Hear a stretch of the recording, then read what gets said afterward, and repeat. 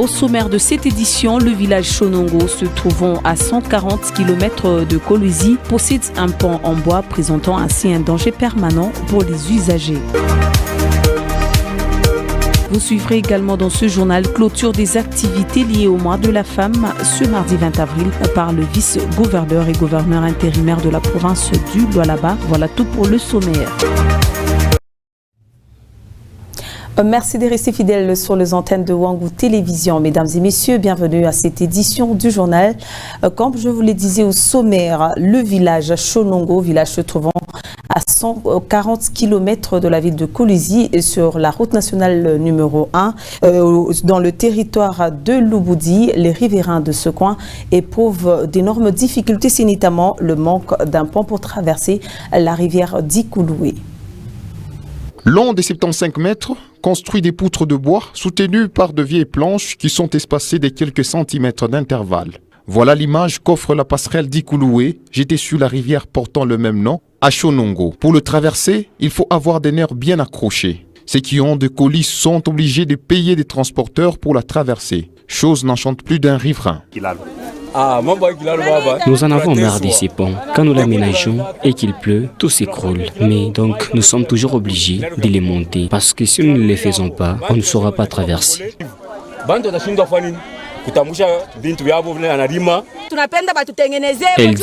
nous aimons ce qu'on puisse réhabiliter ces ponts parce que ces derniers permettent aux agriculteurs en provenance des champs et ceux qui proviennent des fonds gromés. Malheur des uns, mais un bonheur pour les autres.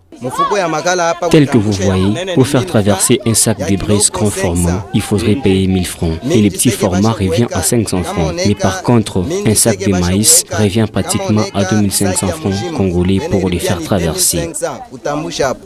D'Ikouloué est le seul point de passage pour les habitants de Chonongo de traverser la rivière qui les enjambe. Ce petit pont est aussi un endroit dangereux de Louboudi, réputé des accidents. L'aménager est le souhait de tous. De retour à Kolwezi pour vous parler de cela fait pratiquement plus de 2 mois que le bourgmestre de la commune d'Ilala avait lancé les travaux de réhabilitation de l'avenue Mouchima. L'heure est au remblayage du lieu où sera érigé le pont Patient Kabamba. La couche de la terre est déjà posée, l'avenue Mouchima devient carrossable. Les ouvriers se concentrent pour l'instant à la construction d'un pont qui sera jeté sur le lac Kabongo pour lier à la cité Manika. Et sur le terrain, les ponts montrent déjà sa forme. Alors nous avons terminé avec la première couche de balastre.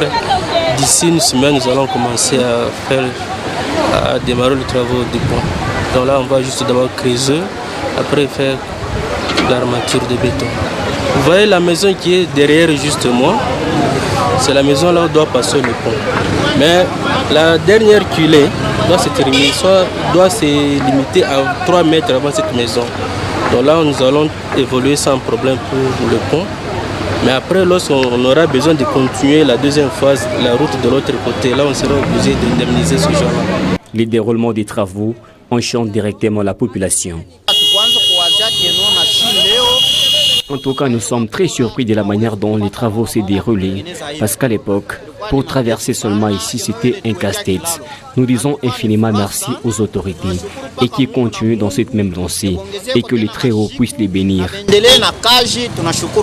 Selon les responsables de l'entreprise trouvée sur place, ces ponts sera d'une capacité de 50 tonnes. Et puis les travaux de construction des toilettes publiques du marché central de Manika évoluent sont désemparés. Pour l'heure, ils ont déjà entamé la phase de finition. Patient Kabamba. Ces blocs sanitaires en construction régorgera des toilettes et des douches publiques pour soulager tant soit peu les vendeurs du marché central des Manika qui œuvrent au quotidien sans un lieu d'aisance approprié. Après une trêve, les travaux sur les chantiers s'accélèrent et entrent dans leur dernière phase. Ce bâtiment aura à l'extrême gauche 16 blocs et à l'extrême droit 16 blocs. Donc au max, ça fera au moins 32 blocs. Prévoir un lieu de l'allaitement de nos mamans par rapport à une condition hygiénique. Donc nous avions réservé un lieu pour eux. Les douches font partie aussi. Les ouvriers installent les kivas et la plomberie. Les circuits électriques est déjà mis en place. par rapport à la plomberie, on avait constaté qu'ici, la plomberie, je dirais, ça ne fonctionnait pas extrêmement bien. Et à part ça, nous avions placé des carreaux et le plafond. Et à part ça, on veut juste donner un beau bâtiment à notre population. Pour ravitailler ces blocs sanitaires en eau potable, un puits de forage est en train d'être creusé. L'entreprise à l'œuvre compte livrer ces bâtiments à la communauté dans un délai de 2 semaines, signalant que ces travaux sont financés par la mairie des Kolwezi. C'était là un reportage de Ben Moulanza à Kajit. Le journal se poursuit, mesdames et messieurs. Le vice-gouverneur et gouverneur intérimaire de la province du Lualaba a officiellement clôturé les activités liées au mois de la femme lancé à Bunkeya dans la chefferie de Bayeke et par la commissaire générale du gouvernement en charge de famille et enfants. C'est le chapiteau Joyce qui a servi des cadres à cette cérémonie de clôture ce mardi 20 avril 2021. Raphaël Oblandi Moulagi était sur place. Elles sont venues de tous les 4 coins de la province du Lualaba. Ces femmes de toutes couches confondues se sont réunies pour la clôture des activités liées au mois de la femme lancé le 8 mars dernier dans la chefferie de Bayeke à Bunkeya. La célébration de ces activités pour cette année s'est focalisée sur 3 points essentiels qui ont été détaillés par Nathalie Ngandou, commissaire du genre, famille et enfants.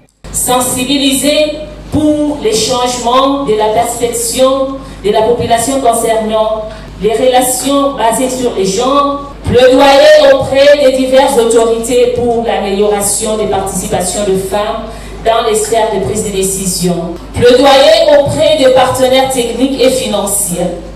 Prenant la parole, le vice-gouverneur et gouverneur ad interim a appelé les femmes à la reconnaissance de leurs droits tout en les réclamant quand il le faut. Un droit n'est droit que lorsque son titulaire en a conscience et le réclame. Nous devons nous mettre debout pour nos droits longtemps ignorés. Fifi Masuka a, au cours de son discours de clôture, rappelé en quoi consiste l'égalité des sexes qui divise les familles et religions. Je voudrais pour terminer souligner un aspect sur cette égalité des sexes. Celle-ci n'est pas venue bouleverser l'ordre établi par les créateurs, mais plutôt le soutenir. Égalité homme fait allusion aux capacités intellectuelles et professionnelles. À cette cérémonie, on a noté la présence de l'artiste musicienne Céline Bonza qui a livré un témoignage qui a fait pleurer et encourager certaines femmes vivant dans le désespoir. Et parlons à présent de la province du Lualaba qui sera bientôt bénéficiaire dans le tout prochain jour du vaccin AstraZeneca. C'est ce qu'a annoncé le secrétaire technique du comité de coordination provinciale de lutte contre la Covid-19, Francis Cambol. Kinshasa, Nord Kivu, Okatonga, Sud Kivu et Lualaba sont les provinces concernées dans la campagne de vaccination contre la Covid-19. La province du Lualaba est sur le point d'atteindre la barre de 1000 cas enregistrés. Le Lualaba et le Sud Kivu ont notifié beaucoup de cas parce qu'on est 6e sur les 23 provinces ayant déjà notifié des cas. Et le niveau national a décidé carrément pour le premier bloc des 4 provinces qu'on y ajoute les 2 autres. C'est ainsi qu'on a ajouté le Sud Kivu et le Lualaba. Nous avons répercuté le message auprès des médecins chefs des zones de santé de commencer déjà l'élaboration des micro-plans pour cette campagne de vaccination. Et ils ont commencé de réunions de comités local de coordination au niveau de toutes les 14 zones de santé pour les préparatifs. Les catégories prioritaires des personnes sont les personnels de santé, les travailleurs sociaux et les personnes avec comorbidité, entre autres les maladies rénales, chroniques, hypertension, diabète, ainsi que les personnes de plus de 55 ans. En humanité, cette fois-ci, il se célèbre à l'échelle mondiale de la journée de l'innovation et de création. La radio-télévision Wangu a fait un zoom sur un artiste décorateur, Cisco Mwanamputu, spécialiste en design d'habitation. Expert en décoration des maisons, Cisco Mwanamputu fait de la peinture un métier générateur de revenus et qui constitue son gagne-pain. Pour commencer la peinture, pour moi, ça a été toujours un don que je me suis toujours dit que c'est un don de Dieu. dès mon enfance, j'ai commencé à faire la peinture. Normalement, j'ai commencé à dessiner. Après, quand je suis arrivé en première des humanités, c'est là où j'ai commencé maintenant à créer la peinture. Et jusqu'à là, aujourd'hui, je compte réaliser peut-être 12 à 13 ans. La créativité humaine et l'innovation sont des moteurs des industries d'un pays et contribuent au développement social inclusif et de fois, ça ramène au dialogue et à la compréhension. Pour dire vrai, la décoration, dont je le fais, je peux avoir des marchés et quelqu'un me propose de faire la décoration dans sa maison. Je me concentre, sans panique, je travaille, je fais quelque chose, je donne ce qui est en moi. La décoration des maisons trouve sa particularité dans la peinture de Cisco. Le design des maisons est de nos jours en vogue en RDC, influencé par le monde extérieur. Et puis les agents de l'inspection de la territoriale de la province du Lualaba ont réceptionné un lot d'immeubles de la part du chef du secteur Luilou. La cérémonie de remise s'est déroulée en présence du vice-gouverneur et gouverneur ad intérim de la province du Lualaba. Le vice-gouverneur et gouverneur intérimaire de la province du Lualaba a effectué ce lundi 19 avril 2021 une visite dans le bureau de l'inspection provinciale de la territoriale. D'abord, sur l'avenue Luboudi, au quartier Moutouchi, Fifi Masuka Saini a réceptionné un lot de meubles apportés par le chef secteur Lulou, Ilungangoyi, qui a répondu à son appel relatif à la vulgarisation de la vision du chef de l'État, Félix-Antoine Tshisekedi Tshilombo, sur la gestion rationnelle de la chose publique à tous les niveaux. Ce matériel constitué de chaises, tables et plusieurs autres meubles serviront d'équiper favorablement le bureau se trouvant actuellement dans un état piteux pour une province qui se dit pilote. Merci. En tout cas, au nom de tout le gouvernement, nous vous félicitons d'abord pour le travail que vous êtes en train d'avoir sur le terrain, sur les instructions du chef de l'État. Vous êtes la fierté de la gestion que nous sommes en train de faire. Je tiens aussi à remercier toute l'équipe des inspecteurs qui sont en train de vous accompagner. À chaque fois, nous échangeons pour que vous puissiez améliorer les conditions de travail de tous ceux qui travaillent dans votre entité. Très ému par les mauvais états de ces installations, l'autorité provinciale Fifi Masuka Saini a promis d'appuyer la démarche de ces services de l'État visant à améliorer le cadre de travail à la hauteur de la province du Cobalt. Et puis une dizaine de blessés ont été enregistrés lors des échauffourées qui ont opposé le lundi 19 avril les policiers et les habitants du quartier Toyota. Nous sommes à Likasi avant que le calme ne soit rétabli. Certains habitants se sont affrontés aux policiers pour protester contre l'insécurité. Ben Moland. Ça tire dans tous les sens. La ville montagneuse d'Elikasi s'est réveillée ce lundi avec une autre allure. La route Lubumbashi barricadée, 2 pneus brûlés. La population manifeste sa colère. Les sous-commissariats de la police du quartier Kitabataba complètement envahis et démolis par les manifestants. Des balles réelles retentissent, les élèves vident leurs écoles comme les étudiants qui sèchent les cours. La tension est tout sauf bonne. À la base de ces troubles, c'est l'insécurité à laquelle fait face la population de la commune Chitoro. 2 cas de cambriolage perpétrés dans un temps record dans un même quartier. Des dégâts sont énormes. Des blessés par balle acheminés vite dans un centre de santé les plus proches pour des soins. Une bureautique incendiée ainsi que des sommes d'argent emportées par ces bandits à main armée. Après, la colère est trop grande dans la population. La nuit, nous attendions qu'il y ait des coups de balle. Au petit matin, on nous apprendra qu'il y a eu cambriolage au quartier Toyota. Notre entité est beaucoup plus visée par des malfrats. Cette fois-ci, ils ont amputé la main d'une personne. Heureusement, la population s'est révoltée et ils ont fui. Nous souffrons vraiment.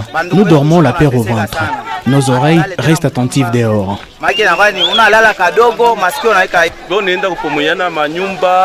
Ces bandits sont armés et se présentent en tenue. Quand ils visitent nos maisons, ils te pointent juste une arme. Si tu n'as pas l'argent, ils tirent sur toi. Un lot de policiers et militaires sera dépêché pour calmer la situation. Et cela sera vite fait. Direction la capitale de la République démocratique du Congo, le Premier ministre Sama Lukonde a déposé ce mardi 20 avril 2021 le programme d'action du gouvernement. C'était au bureau de l'Assemblée nationale. Le Premier ministre Jean-Michel Sama Lukonde a déposé ce mardi 20 avril au Palais du Peuple, entre les mains du président de l'Assemblée nationale, Christophe Mbosso-Koudia, les programmes d'action du gouvernement de l'Union sacrée de la Nation. Nous sommes venus nous acquitter d'un devoir traditionnel, comme tout le monde l'a suivi, après la publication du gouvernement. Ici, c'est une autre étape importante, celle du dépôt officiel du programme d'action du gouvernement de l'Union sacrée de la Nation. Nous avons été bien reçus par le président de l'Assemblée nationale et nous avons dit que nous restons à sa disposition pour que l'équipe gouvernementale puisse venir se présenter à l'Assemblée selon le calendrier qui sera fixé, de sorte que nous puissions présenter officiellement le contenu de ce programme du gouvernement qui va être fait à la primeur des honorables députés. Donc, et à travers eux, toute la nation. Désormais, le Premier ministre se met à la disposition du bureau de l'Assemblée nationale pour venir présenter ses programmes devant la Chambre basse du Parlement et à travers elle, devant toute la nation. Pour le dépôt du programme d'action du gouvernement, le Premier ministre Sama Lukonde s'est fait accompagner notamment de ses 4 vice-premiers ministres, à savoir Aselo Okito, Eve Bazaïba, Christophe Lutundula et Jean-Pierre Liao.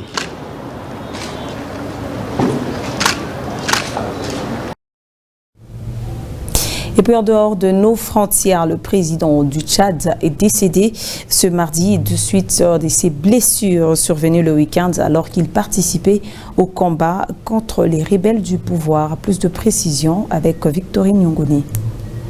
Succombé à ses blessures qu'il avait reçues ce mardi 20 avril, alors qu'il commandait son armée contre des rebelles. Idriss Déby venait juste d'être réélu président du Tchad pour un mandat de 6 ans avec 79,32% des suffrages exprimés. Arrivé au pouvoir il y a 30 ans, Idriss Déby était fils d'éleveurs modestes militaires de carrière et combattant rebelle. Commandant en chef de l'armée sous Hissène Abri, l'ancien président Déby renversera le dictateur en 1990, les armes à la main, après l'entrée de ses troupes dans N'Djamena, la capitale. En 1996, après une transition démocratique, Idriss Déby est élu président lors du premier scrutin pluraliste et accueille une partie de ses adversaires au gouvernement. À partir de 2005, le régime est menacé par des offensives rebelles, notamment en 2008, lors d'une attaque parvenue au port du palais présidentiel, repoussée grâce à un soutien français.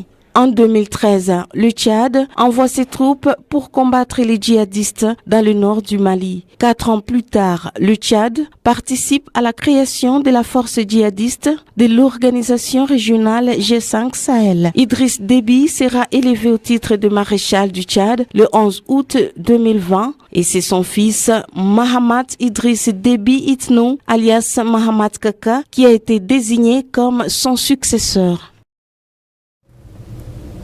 Madame, Messieurs, le plaisir était pour moi de vous présenter ce journal. Merci à vous tous de l'avoir suivi.